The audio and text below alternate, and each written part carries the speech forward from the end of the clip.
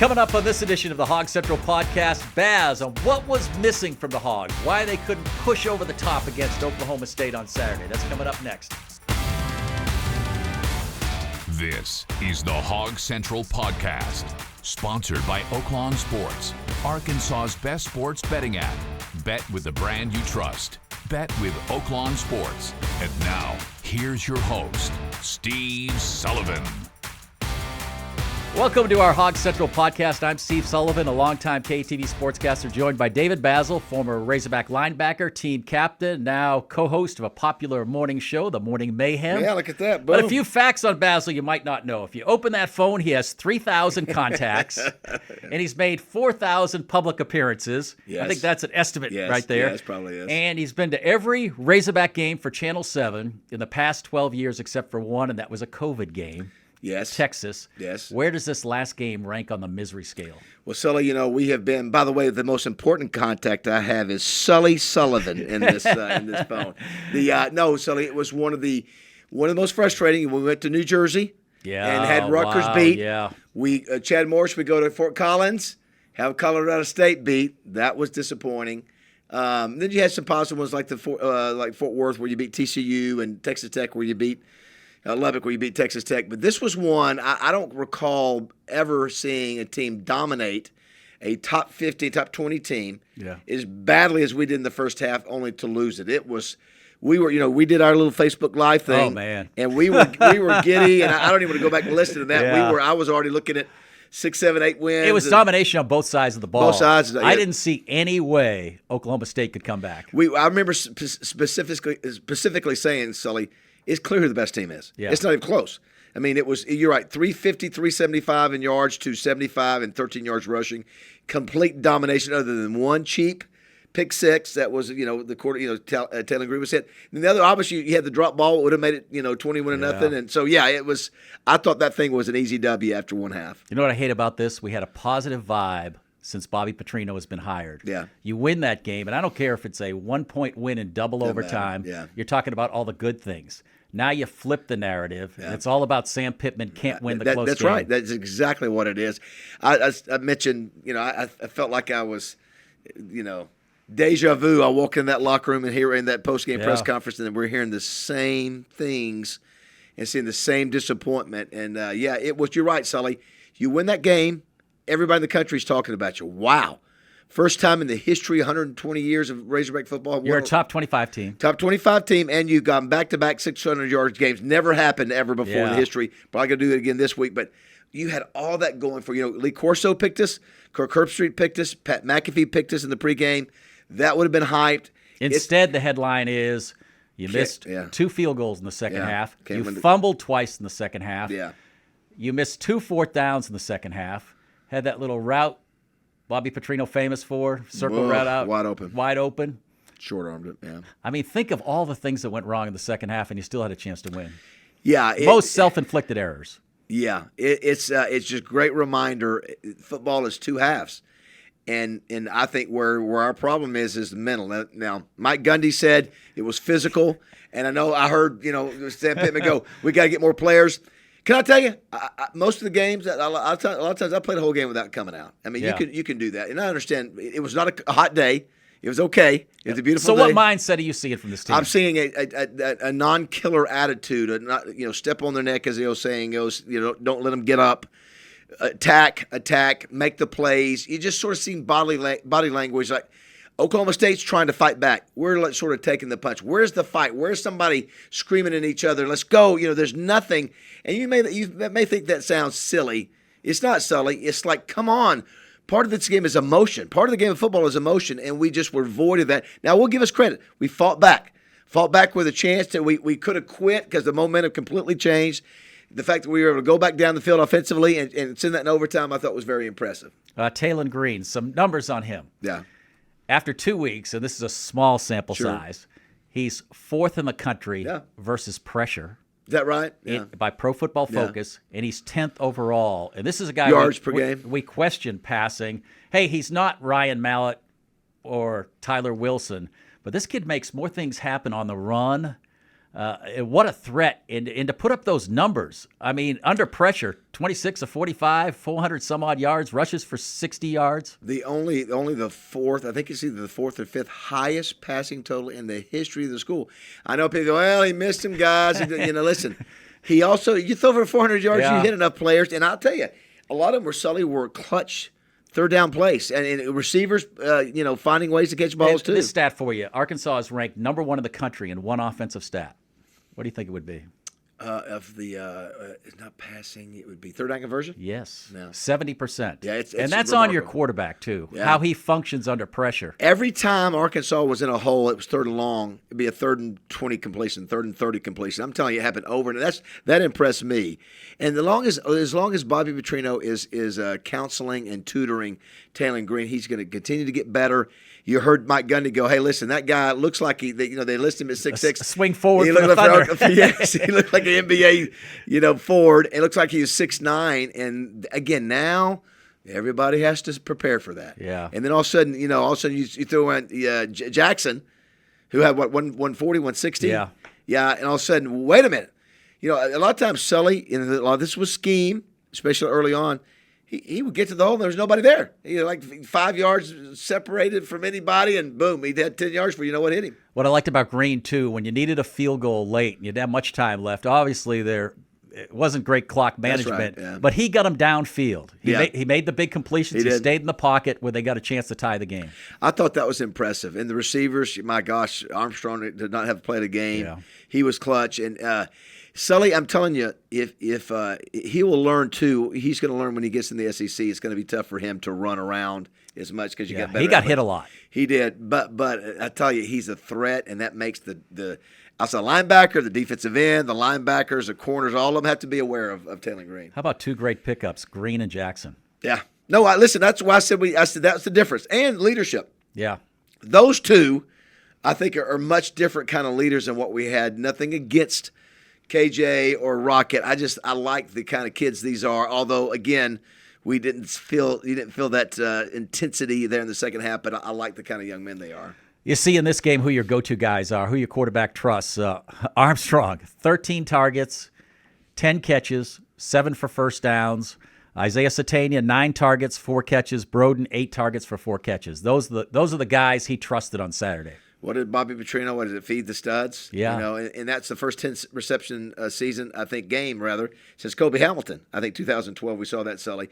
And yeah, Armstrong, listen, he's a big kid, big receiver. Broden's a big kid. And so, I tell you, here's another thing. When you've got that big quarterback running around, I'm telling you, buy a little bit of time, it makes the difference. It's part of the fan base saying that, we're going to get to a close game, we're going to find a way to lose. Right. There's the other part saying, man, we looked a lot better. Yeah. That, there's hope on this schedule when we play Auburn, we play A&M. Yeah. Here's what I if you're that person that's complaining that we lost again, you're right. At the same time, if you can't tell that this team is a better team, the odds of us having better chances to win are much better. I'm not saying we are, but we did lose the way we did last year, not finishing games. But maybe this team is talented enough where we can turn the corner. Okay. You've got the talent. Just let's finish. Let's finish mentally. Let's. And I just wish there would be some. Sometimes you take on the personality of your coach. If you're Bobby Petrino on offense, but with Sam Pittman maybe a little laid back. How about I want to see an angry, edgy Sam Pittman? Is that possible? I didn't see Sam, that on can you Saturday. give me that? Can you give me that? I just want to see an involved Incredible Sam Hulk Pittman. Sam. I think perception, unfortunately, in life is reality for a lot of folks. And he has a great opportunity with both coordinators on the field, whether he's contributing, just be around them in big situations, like he's part of the decision-making process or he's in on the call rather than just sitting away from the two of them. Yeah.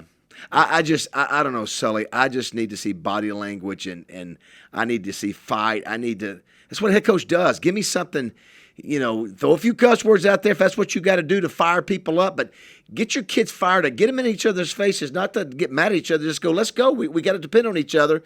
But here's the deal. You're one play away, Sully.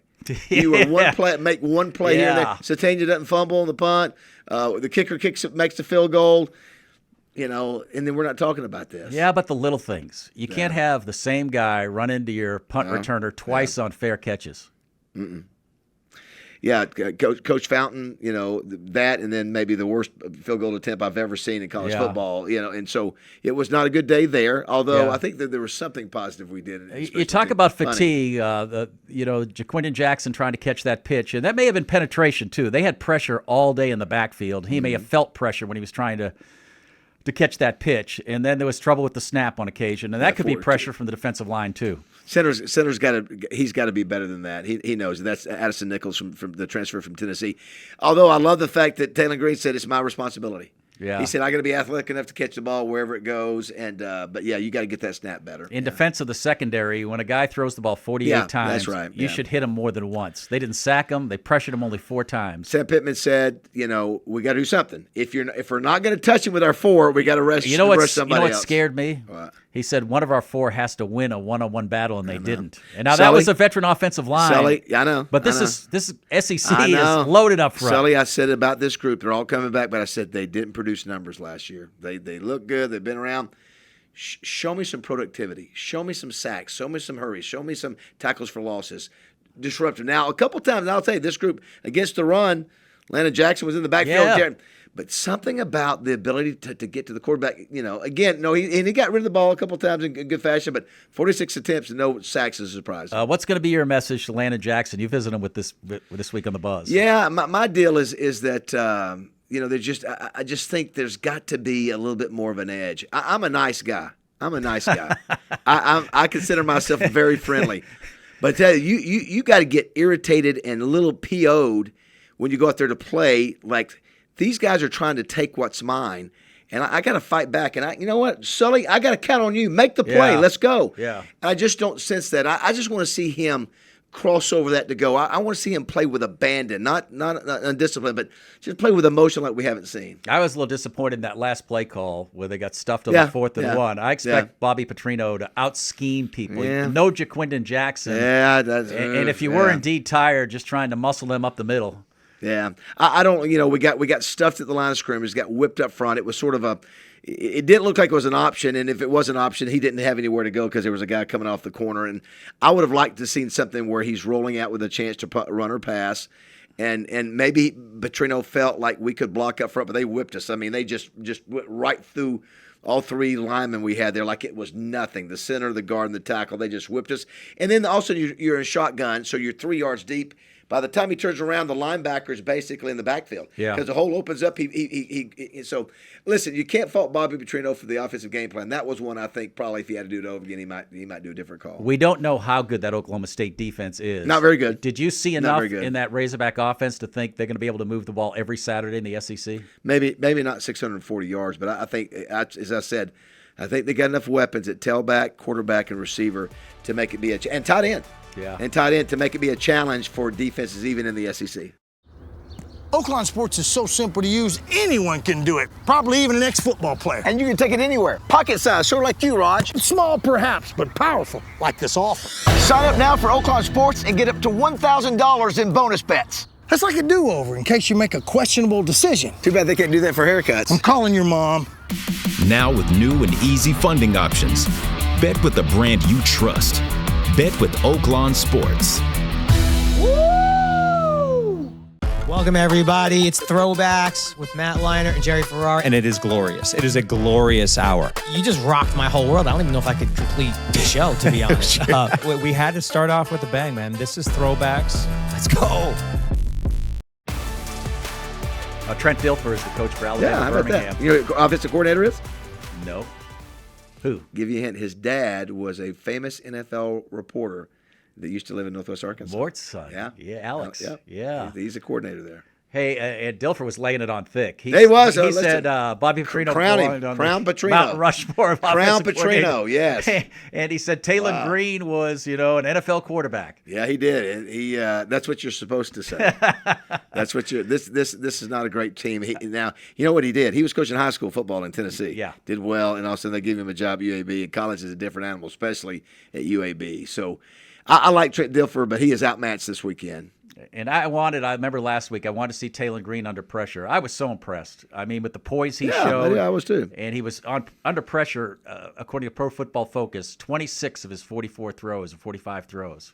The other thing I like, Sully, we talked about this at halftime when we were just, beaming with confidence. Yeah. I love the way the fact that the offensive line, and part of it was scheme in the first. You heard Mike Gundy go. Yeah. They out-schemed us.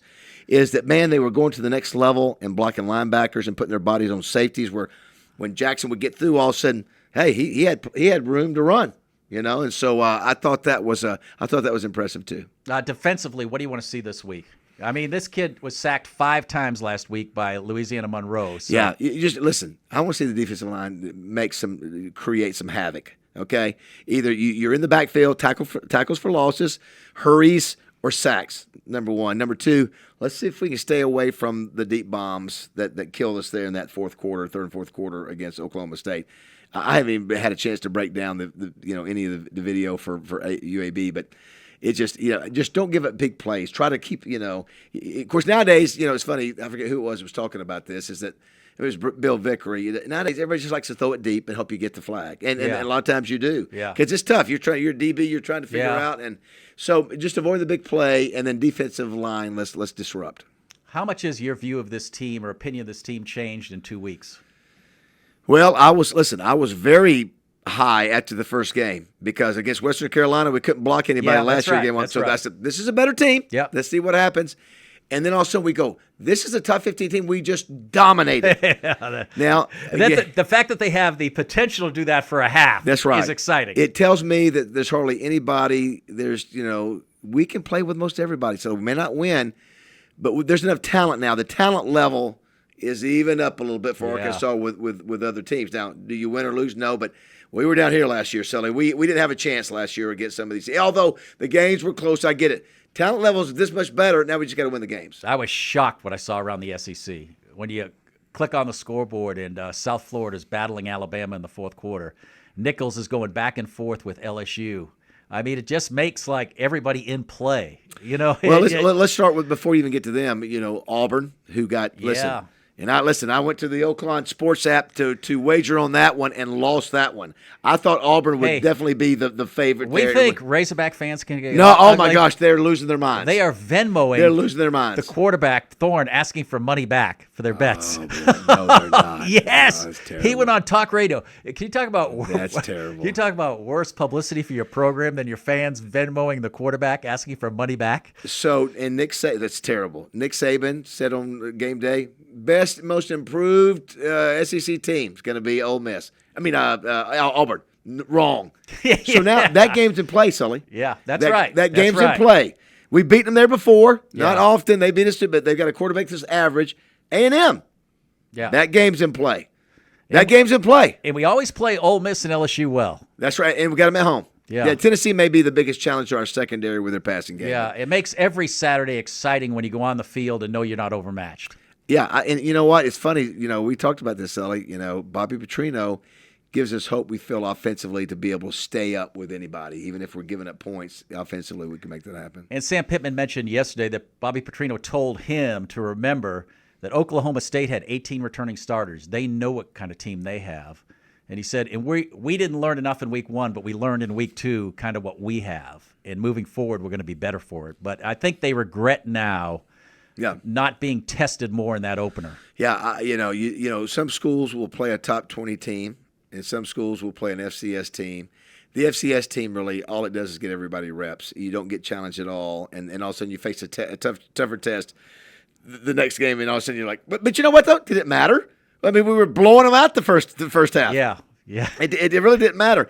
The only thing I think that concerns me is that leadership, captains, where's Grant? Where are the Grant Morgans? Where are the guys that are leading this team when things are? We don't know enough about them because they're all so new. Yeah, I'm looking around, and maybe there's a reason he didn't name captains. You go, we got 30 of them. Well, maybe we need 2 that everybody looks to. Taylor Green, get in everybody's face and let's go. Landon Jackson, let me see some energy around you. Let's go. I think that's the energy, the leadership is what we're missing. I think that we didn't see in the second half. And you've mentioned in the past, who are the leaders like when you played? Give me an example of guys who Well, of course, when I played, you had, I was a team captain, Nick Miller, Andy Upchurch, Billy Ray Smith, Brad Taylor, Tom Jones.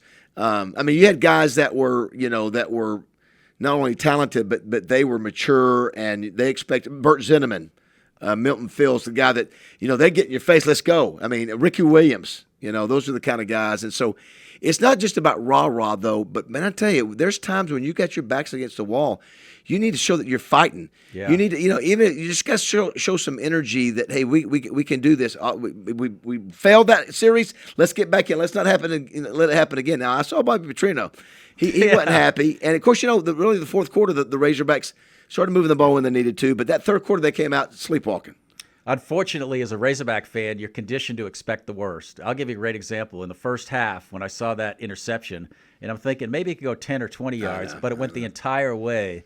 And I'm thinking back to the A&M game when it all shifted with that interception. I know. And then at the end of the game, you're thinking, well, something's going to go wrong, and it was accumulation. It was like slow cuts. Yeah. The Satania fumble, guy hits, the kick that went 10 yards. It looked like it went 10 yards. But we didn't make any of the big plays in the second half. No. We didn't make the fourth downs. We didn't make the kicks. Put the ball on the ground. Yeah. Again, we played like we had won the game. They played like we're going to fight and come back. And those two fumbles, Jackson just dropped the ball, and Satania had a teammate run into him. Yeah, and that was the second time I think. It was Turnover Tuesday for Oklahoma State. They had a graphic today. I think you didn't force either one. You just jumped on the ball. They were bad turnovers for the offense. Sully, you and I were talking. It wasn't even close. No, it looked like we were by far the better team. They look. And Gundy's saying, well, we hadn't seen a half of football like that against the top 20 team on the road. No, Gundy was saying, well, we got out schemed. He's talking about Petrino. They got pushed around. They did. Yeah, you got your butt kicked that first half, and but you know what though? Give them credit. I saw some Razorback fans in Texas Roadhouse afterwards, and they got mouthy with some Oklahoma State fans. Well, we aren't doing this. We the beast. No, listen. No. You didn't do this, and that's why you lost. Lose like a man, and don't do it next time. Yeah, come on. I think a good time to have Alabama Birmingham come to Fayetteville. No, I think Sully. They need to be at home, and they need to have a good experience. You need to correct the things you were weak on, especially the pass rush. Yeah, I'm calling the shot here. It'll be the first time ever. Obviously, with 2 600-yard games in a row. It'll be 3. They'll hit 600 again this week, I think. Or maybe that'll be a bet on Oaklawn Sports. I know. Go for 600. The Baz Kool-Aid prediction there. 600 yards again. Yeah. Again, as you mentioned, Talon Green is ranked 10th in passing yards. Yeah. 4th under pressure, which is exciting. This is a kid that everybody go, oh, he's a Boise State. He can't throw the way. He's a runner, not a passer. Yeah, that's right. But somehow he threw for 400 yards. Yeah. I know it was a little bit of overtime yards, but still. Yeah, and got to keep Jackson healthy. He battled cramps, but he's a hoss. Yeah, of course, maybe Braylon Russell can get in there. I like the Tony. Is it Tony Hill? Rodney Hill. Rodney Hill, rather. Rodney Hill. I like the way he looks. You saw I let the guts of Haz.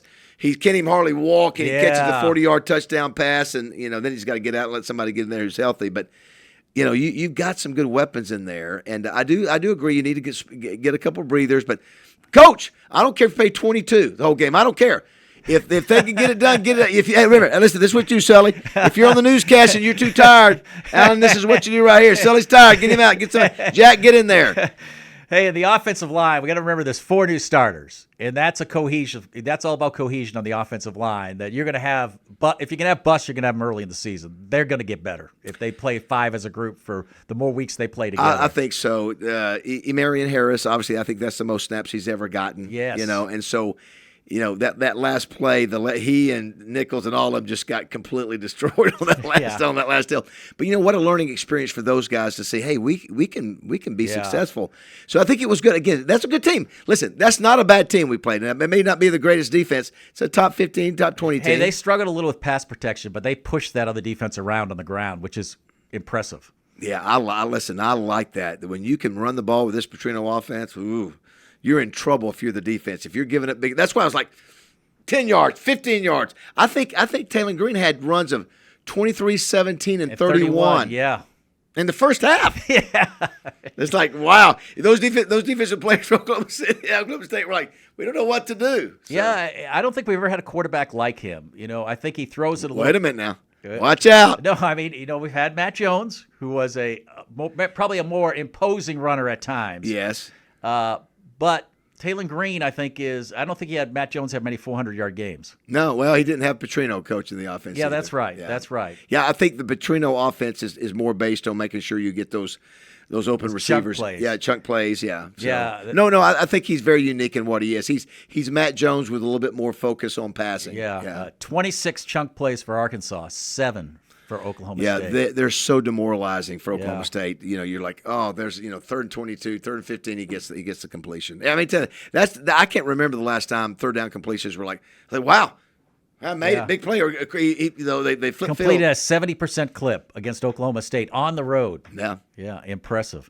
All right, Baz, you were bringing the juice today. Yeah, listen, I'm fired up. Who's our sponsor? I do want to thank Oaklawn Sports. Sully, my picks are on there. Not You bad. You take pride in these picks. I do. Not bad. NFL and all the college. Listen, download the app. It's really easy. Have a lot of fun, and maybe I can help you win some. But they're great folks. It's the best wagering app in A Arkansas. little advice for Hog fans this week. Where do you see this one ending up landing which side of the spread? Yeah, I think Arkansas does cover. I think they're by far the better team. They're the better team. Trent Dilfer knows it. Everybody knows it. This is one of those ones. If you're Arkansas, you're a little ticked off. You're a little ticked off. You should be. You got to show the nation. Okay, we should have won. We should be 3-0 right now. If Sam Pittman, aren't you ticked off that people keep mentioning this stat 10 out of 12 times? They're blaming you. That What, six out of the last 7? Yeah, it's 10 out of the last 12. They were 1-5 last year, 1-4 2 years ago, and they're 0-1 this year in one-score games. Wouldn't that just tell you? That would make you get mad. Yeah. Sam, throw something around, break something, just break something. And when you walk out of that locker room, going, don't come back in here with a loss, Yeah. or we're gonna run you, whatever. You're gonna walk back to your house. All right. I'm going to remind him before the LSU game that you're 1-0 as pregame speeches. I still remember that game. Oh, that's right. That's right. You go get that boot. Go get that boot. I don't think that was the exact words you used, but whatever. Hey, don't forget to like and subscribe to the Hog Central Podcast. New episodes drop each Tuesday on YouTube and your favorite podcast platform. Thanks for tuning in to the Hog Central Podcast.